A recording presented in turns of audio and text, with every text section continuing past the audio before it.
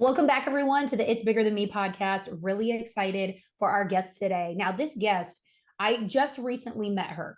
She is somebody that works with my brother in law, somebody that has met my husband, and pretty much has met like a lot of my inner circle before she met me. But everybody was telling me, you have to meet Laureen. You guys are so similar.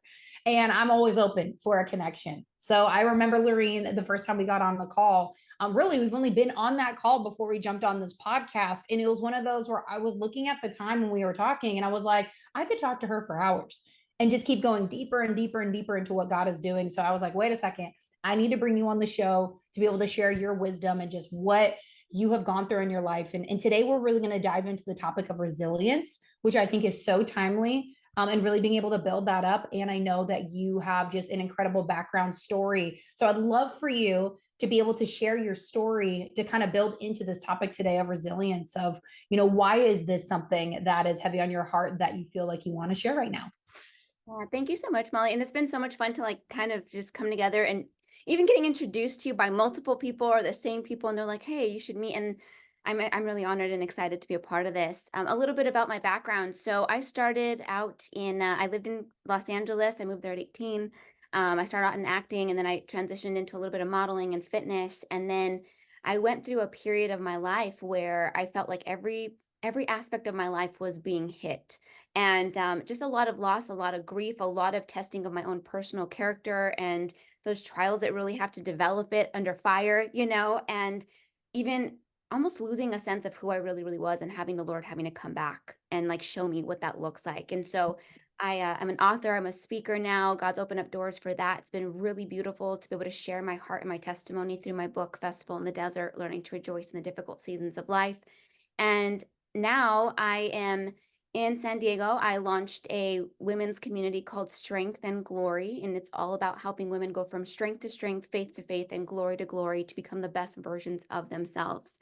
And I'm passionate about this because it blends all of my different backgrounds together, but it ties together this understanding that apart from Christ, we are nothing, but with him, we can do everything. And even our testimonies of pain and suffering can be used by him to not only strengthen us and bring resiliency into our own lives, but it speaks to other people of God's power, of his transformational power, of his heart, of his love.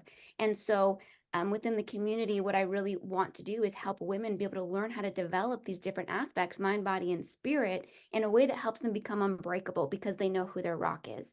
And so I'm excited to be able to share on that topic today and even dive a little bit deeper into my personal story and just what God's been really revealing over the last, I walked through that season since 2017, but I would say over the last 3 years, the revelation has really come Mm. as what that really looks like and why resiliency is so important. And it's not a matter of just self-love. You can't self-love yourself into healing fully. You need God. And so understanding the heart of the Father is a really crucial aspect of that. Oh my gosh, that was such a powerful phrase. You can't self love yourself into healing fully. That I was like, oh, there's so many so many pieces I could touch on, but that right there, I feel like really is a weighty thing.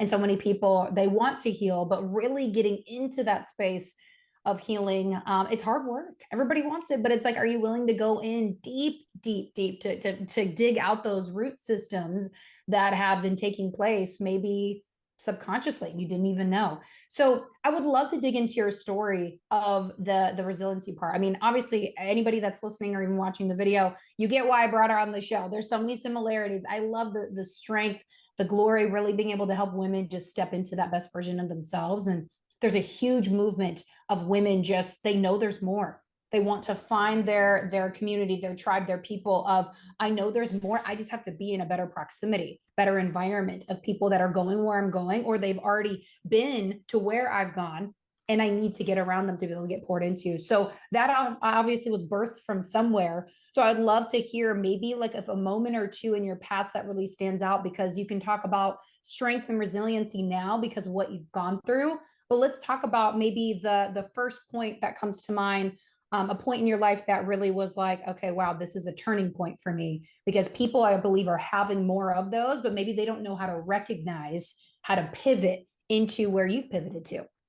Yeah, so I like to always go back to where my book starts, where it kicks off. right? So in 2017 is the year that kind of everything fell apart. 2016, the Lord told me this is a year of rest for you. And I got all giddy and I was like, yeah, this is great. I was basically coasting.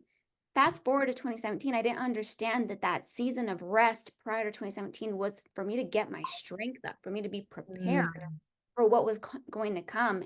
And in 2017, my grandmother, who I was extremely close to, she passed away suddenly, and it really rocked me. It was the first real loss that I had of my life that I didn't know how to cope with. And the grief for me was really consuming.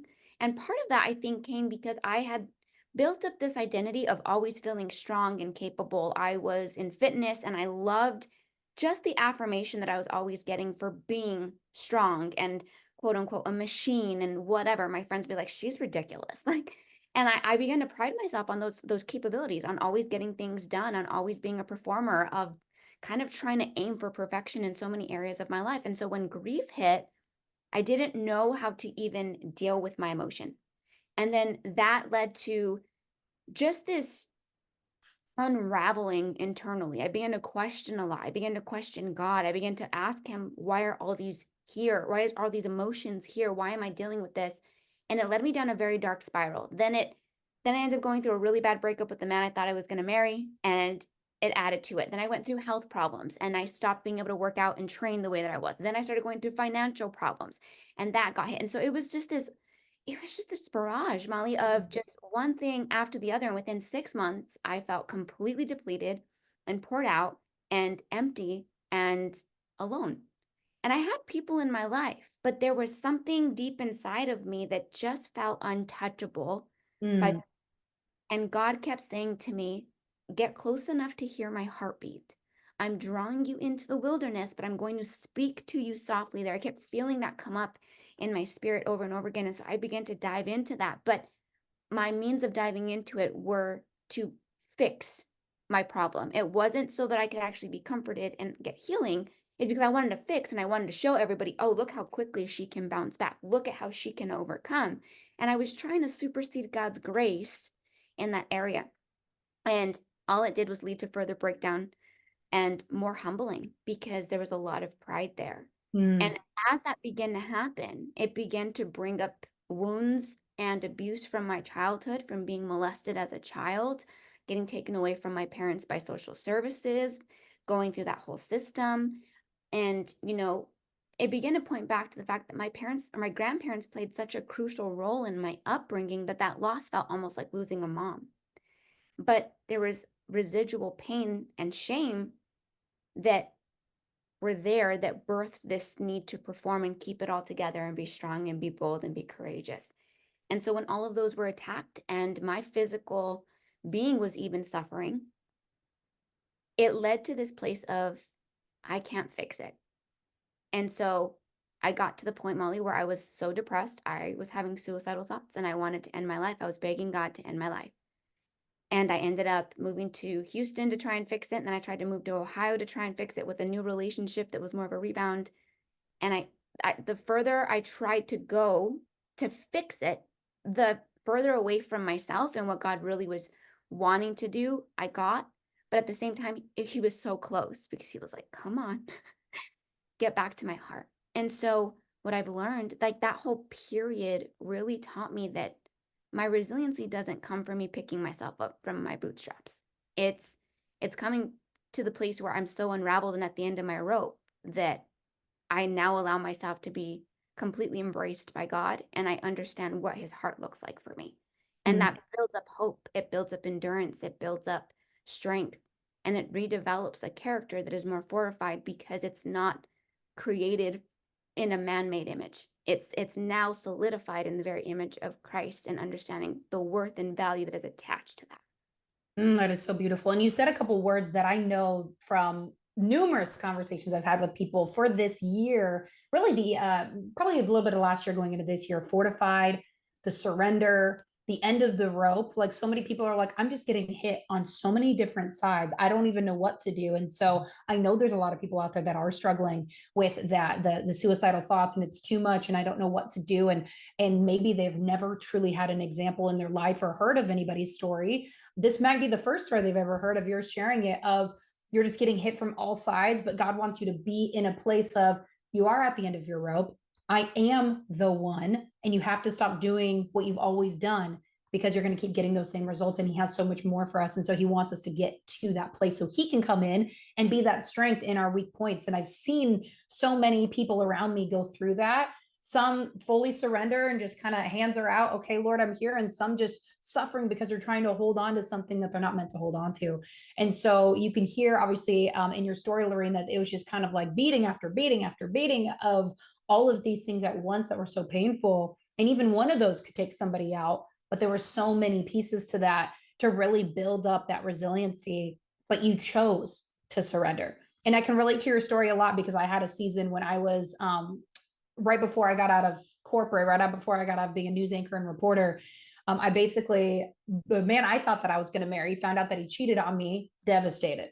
Then I think maybe a couple weeks later, maybe I got fired from being a news anchor and reporter for posting a before and after photo of a transformation, a physical one that I had. And then after weeks after that, I sell all my things, pack up, move to Southern California with just $2,000 in my bank account, starting my entrepreneurial journey. And it was like just boom, boom, boom, boom, boom, and just trying to figure it out, right? Because you have to be able to pick yourself back up. Because one thing that you and I definitely resonate with is like, we don't stay down for long. We're like, there has to be another way. I don't want to stay here. And I think those are the messages that people need to hear, because there's so many other people out there that do the opposite of, well, let me look around. What is my proximity doing? What are people around me doing? Oh, they're not really doing much. So really, is there even much to hope for? But getting into the spaces, I'm getting into environments where women are like, yes, I have been beat up. And I chose not to stay there. I chose to be open, being like, okay, Lord, what do you want to show me? So what do you think throughout all of those things that you just mentioned? It might be hard to pick one, but what was one that really was like a pivotal turning moment for you of like, okay, like this is a tough one, Lord, but I'm gonna release and let go and watch you do your thing. The hardest aspect of all of it probably was the assault on my very identity that I had created for myself.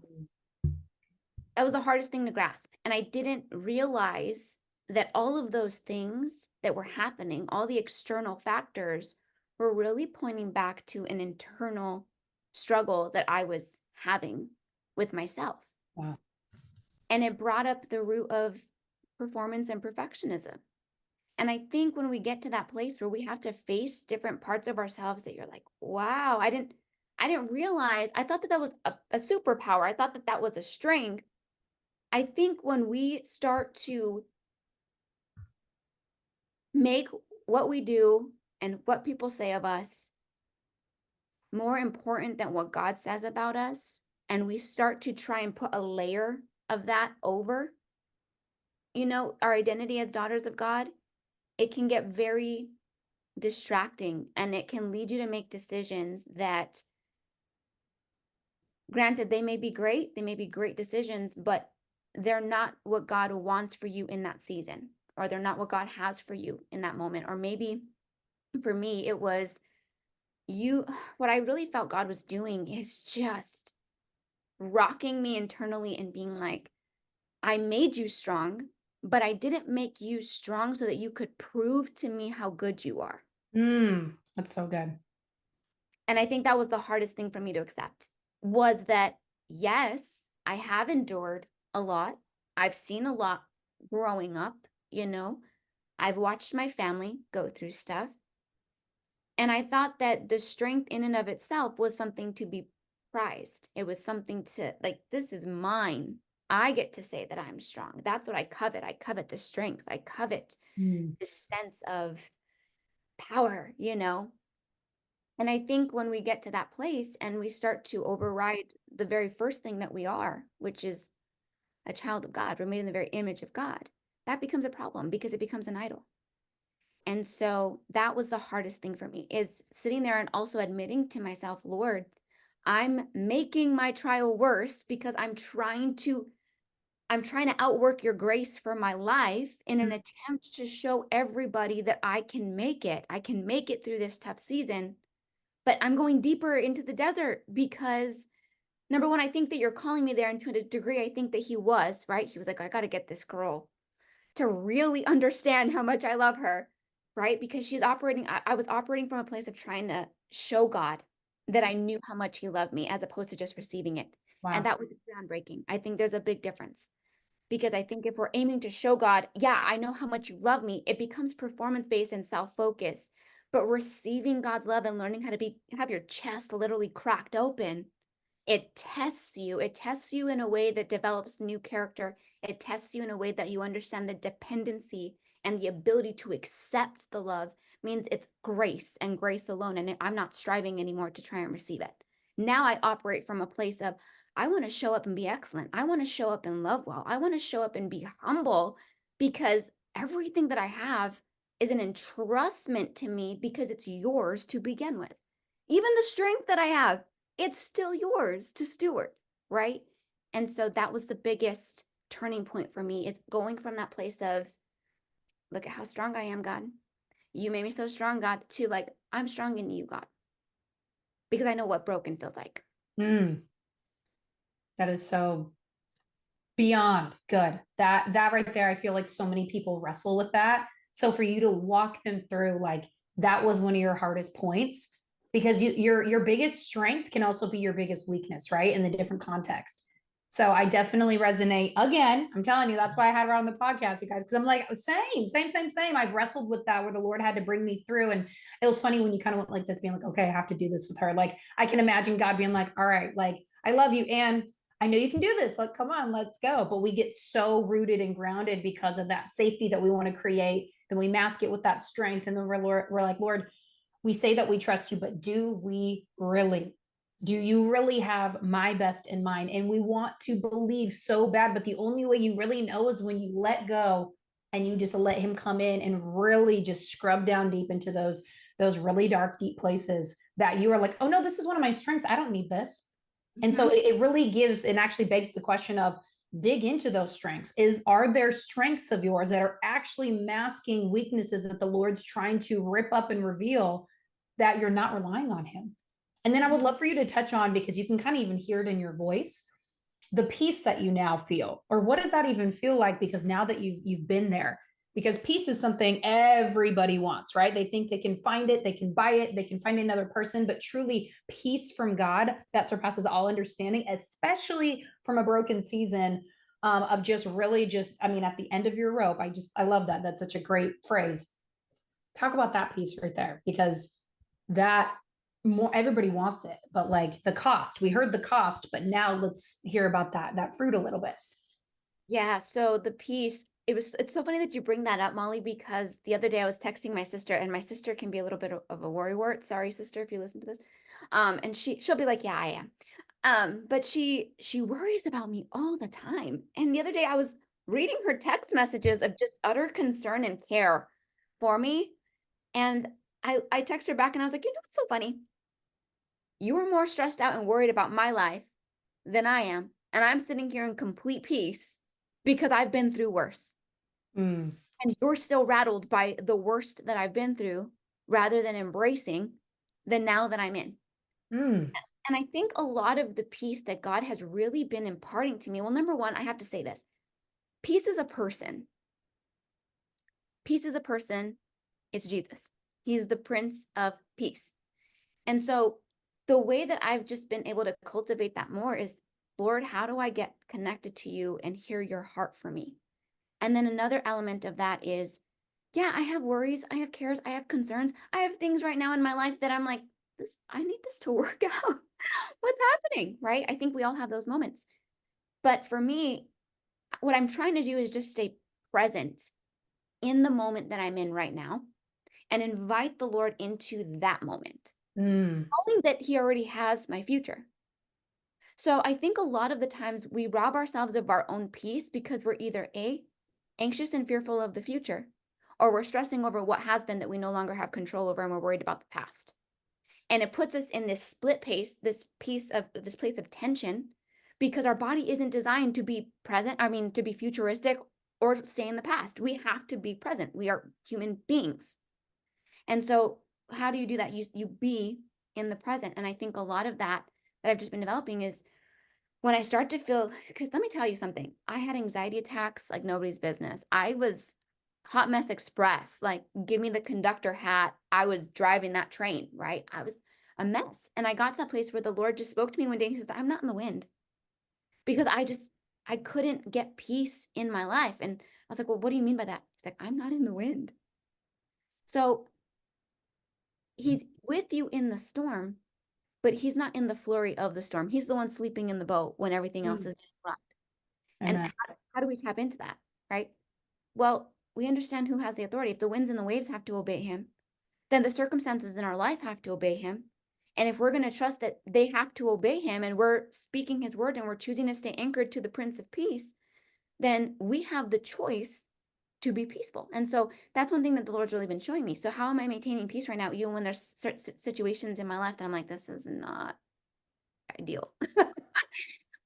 It's just, okay, well, I'm going to be present and I'm going to show up and give my very best in this moment. I'm Yes. going to choose excellence in this moment. I'm going to choose compassion in this moment. I'm going to choose to show up and serve the Lord in this moment.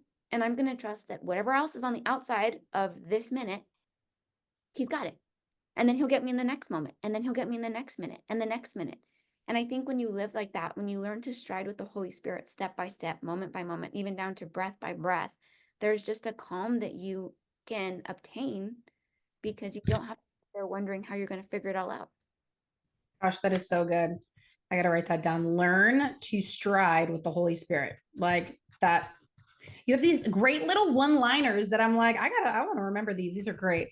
Also great for the show notes. So a couple of things that I love that you shared is so we're not meant to be in the future, we're not meant to be in the past, we're meant to be in the present. How you steward that moment is so it's up to you and it's so important, but we get so caught up in like, oh my gosh, well, this is what it has been, but this is where I want to go. And then you miss out on the present, right? And I feel like so many people miss out on the present because they're being in places they're not supposed to be. And striding with the Holy Spirit, I love the way that you phrase that, is so key because we're not meant to be. And I used to be one of those. I'm like, I'm 3 months planned out, 6 months planned out, 2 years planned out until the Lord's like, nope, nope, nope, nope, nope. And now that stride has kicked in like overdrive almost, where it's like second by second. Lord, what do you want me to say to this person? What do you want me to eat? What do you want me to think? What do you want me to do? And just really like resonating on all aspects. Where before it was like, oh, only in the big things, or only when things are going wrong, or only, because somebody gets in a car accident, whether they believe in the Lord or not, they get in a car accident. Oh my gosh, Lord, help me, right? Like they're always reaching out in distress, in the hard times, but even in the good times, like, Lord, I want you near, like, show me what you want in this moment, or just that gratitude. But that moment by moment, I feel like it can be so, especially for high performers and high achievers. It almost, for me, it felt like quicksand. I'm like, I feel like I'm dying a slow death because you're trying to slow me down. When what he really was trying to do is, I want you to see so much more that you're missing. And that only happens when you slow down. And now I'm like, wow, I would have missed that. I wouldn't have heard that. I wouldn't have focused on that piece. I would have missed so much within the last couple of years if he didn't slow me down enough to really be able to sit in that place with him of, what do you want me to get out of this? What do you want to show me? So then I can be a better steward of the gifts that you've given me. And then, like you said, the wind and the waves come. What am I choosing to focus on? Because so many people will drown in their circumstances. So they get caught up in, the label of I'm depressed, or I'm feeling this, I'm feeling that. They're choosing to sink into their feelings and emotions rather than the discernment of where the Lord wants to really like speak into them and show them, no, we're going to focus on this over here. I don't know if you have anything that you want to say about that. Oh, I have a few things. What you said was really powerful. And I love that you're on that second by second journey with the Lord. And you brought up something about the way that high performers function. I don't know if you've wrestled with this, Molly, but when the Lord began to slow me down and pull me back into rest, in 2016, that rest looked different. That rest looked like, hey, God, look at what's going on. It's restful because I'm still seeing so much activity happening, but I'm not, I'm doing less, right? Mm-hmm. But it still came from a place of arrogance almost, I think. Now it's so weird because the new rest that the Lord is training me and teaching me in almost for me felt boring. And yet again, took another hit at my pride and my do to the point where I'm like, well, now I'm lazy. Now I have nothing to show for my life. Like now I have this. And I think yet again, it's been an opportunity where the Lord's like, okay, well, how are you stewarding this moment? How are you stewarding this moment? Because we can choose to rob ourselves in the present, right? By worrying. And all you're doing is creating more chaos in your own life. And so there's just been this new pivot of what does rest actually look like? What does rest look like versus laziness? Mm-hmm. Because there's two different ways to approach it.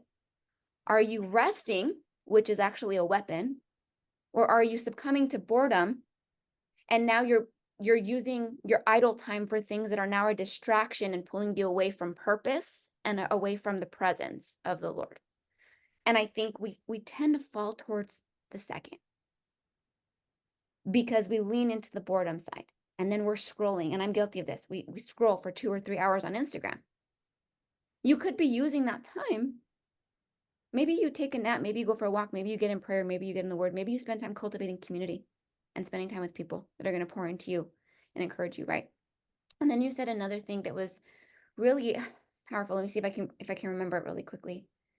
Oh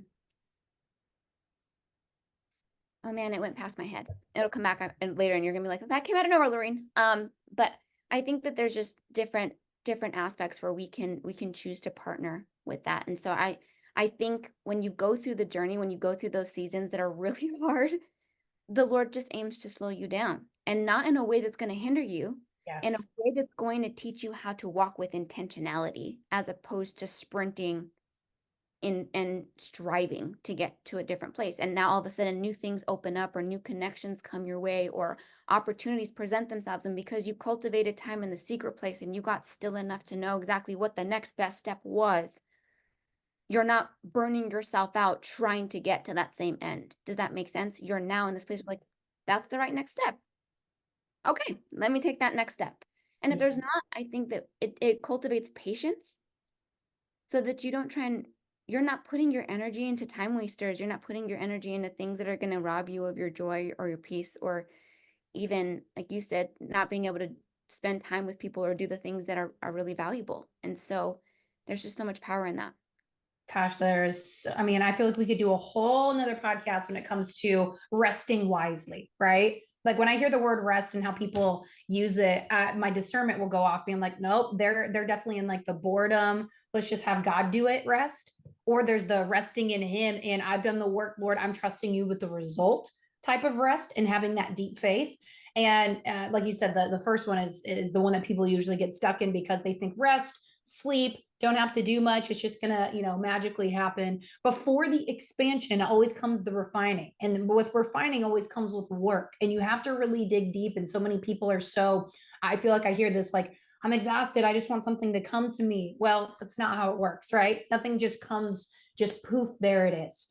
There has to be work, whether you're in the secret place, warring, you're resting in faith, Lord. I know you got this no matter what, even despite the physical circumstances and distractions.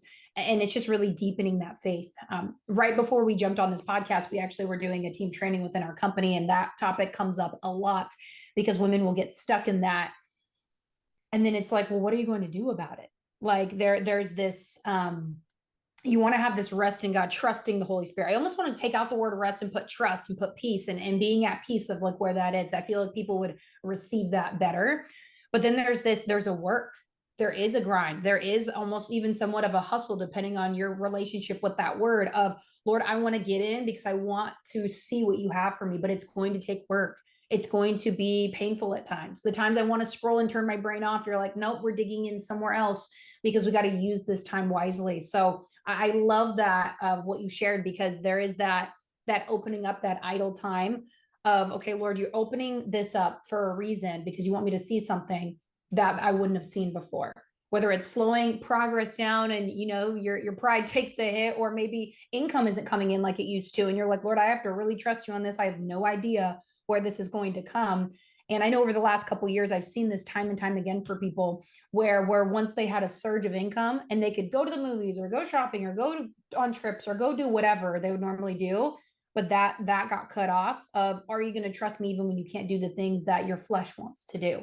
There's that money will be a distraction for some people and they'll cover up what, what really actually needs to be worked on. So anyways, we can go in like a million different directions with that. And I love that because I feel like that's also, we'll just have to have you back on the show. But that's also so important. So people that are listening to this, like dig in on some of these pieces, whatever is kind of pinging in your heart, like dig in on that. Lord, what do you want to reveal to me? What do you want to show for me? So to kind of bring this full circle, talking about that resilience, resilience looks great when you see people that have it. You're like, wow, I wish I had that. How did you get that? So I feel like you've done such a beautiful job today, Lorraine, like sharing, like, here are the hard parts of what it is built up to. But what would you say to somebody right now that is going through that season that's like, okay, I have a choice. I either am going to choose to build up and press into this resilience or I'm going to crack. Like, how would you speak to that person? And even how would you speak to the high performer that maybe needs a little a push when it comes to resilience as well? Yeah, that's a great question. I think the first thing that comes to mind is resiliency is developed by overcoming hardship or trial. And so if your goal is to bypass or numb or cope and not actually face the struggle and the hardship, you're not going to overcome it. You're going to keep numbing it and pushing it off to the side. And you're actually doing yourself a disservice. And so one of the things that began to build up resiliency was not by me pushing the trouble to the side and ignoring it and just going on my merry little way and pretending like it wasn't there. It required me getting very real and raw and honest. And to be honest, part of that came from me telling the Lord one day, I'm disappointed in you. Mm. And that was one of the most heartbreaking statements I've ever made in my entire life. Like I wept. Like I was fresh out of the shower. I cried all in the shower, got out of the shower, was still weeping, looked like just hot mess. And what came back was, as I sat with that, I began to ask, why am I disappointed in a God that is perfect? Mm. And I think a lot of times we want to think that if we're walking with the Lord, then trouble's not going to come, but that's actually opposite. He promises trouble, but what he doesn't say is that I'm going to leave you alone in the trouble to figure it out yourself.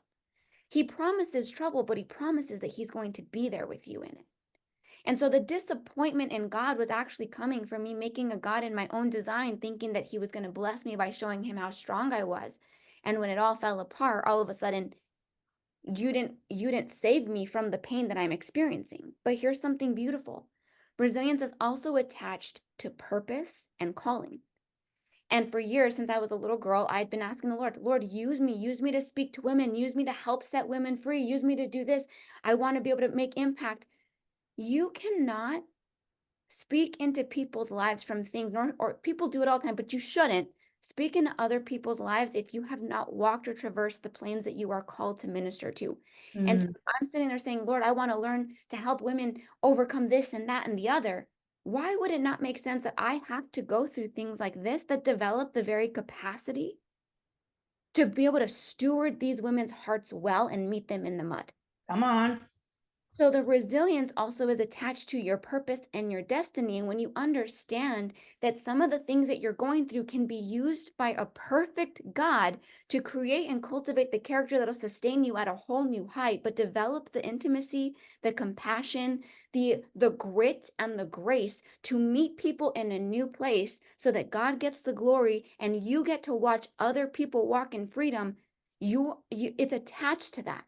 And so I began to think, okay, well, Lord, if I'm going through this, if what you're doing and allowing, which if you're allowing this to come into my Yeah. life, there's a greater story on the other side of that. And if I do not let you do what you need to do to make me into the woman that you designed, the woman that you spoke over from the throne room of heaven, I am shortchanging you and I am shortchanging the process of refinement. And I'm doing myself a disservice. And on the other side of that, I'm doing a disservice to all the other women that are attached to the victory that you want to give me and you have already died for me to have. And so it stirred this fight in me, Molly, to be like, I can't stop here. It sucks and I want to stop. And I begged God, like, just take me, just let me lay down and die. But who doesn't get set free? If I don't learn to walk in freedom and take a key to them, who stays stuck? because there are people that you are called to impact. There are people that you alone are called to speak into their life, and that your story, in your message, in your victory, their chains fall off. And I had to stop looking at myself and be like, "What with me? It's all about me. It's all about me." I had to lift my eyes and be like, "No, there's something else here. There's something more attached to this season of my life." And now I've had the opportunity to stand on stages in front of 500 women and share my testimony and watch women fall on their faces in front of the Lord and bring their brokenness and bring their mess. And it stirs up more hope to know that, okay, God, if I go through another trial, you're going to pick me back up. And guess what? I'm going to have another testimony. I'm going to have another testimony that speaks highly of you and your glory. And more people are going to get set free because we overcome by the blood of the Lamb and the word of our testimony. And so that's how resiliency has really learned to not only be a marker in my life, but a non-negotiable, because I'm not willing to just stay stuck because other people stay stuck if I stay stuck. Right. That's right. Wow. I mean, that is a great place to end, because that, I believe anybody who's going to be listening to this is going to have a breakthrough of some sort, some even being set free. Like, this is a message that you can clearly hear that you have walked through, you have so much passion about, and you know the cost. Like, you know the cost of being the leader, you know the cost of, yes, this is painful for me to walk through, but it's not just for me. And that's the whole point of this podcast, that it's bigger than me part is everything that we walk through, everything that we're about. It's not just for me. It's for everybody that is connected to me, that the Lord wants to help bring freedom through me, through my testimony, through my willingness, my surrender, my obedience. And Laureen, you are an incredible example of that. So I just want to thank you for so much for coming on to the show. This has been power packed, no matter where people are at in their life. And if you got value out of this, please share this with a friend, share this with people. I know there's so many people that need to hear this message as a message of hope, but then also that reality of, look, you might be going through that hard season. Choose to press through, choose to dig down deep, because this is part of your possible ministry, your testimony of what God wants to do through you, so people can see him in you. And that's exactly what we're here to do, is to be able to crowd heaven by the time we're done with this earth. We want to make that so packed that it's standing room only. But Laureen, thank you so much for taking your time and just pouring it all out here on the show. Thank you, Molly. I appreciate it. Thank you so much for taking the time to listen to this episode. It means the world to me that you would lean in, listen in, and be able to hear the value that's being shared on this show. Don't forget, if you love this episode, rate the show, leave me a review, be sure to share it with a friend, and don't forget to tag me on social media. I will definitely be giving you a shout out. Also, come say hi, drop in the DMs. I would love to be able to hear what stood out to you the most on the episode, and if there's any topics that you would like to hear on the show. We'll see you next time.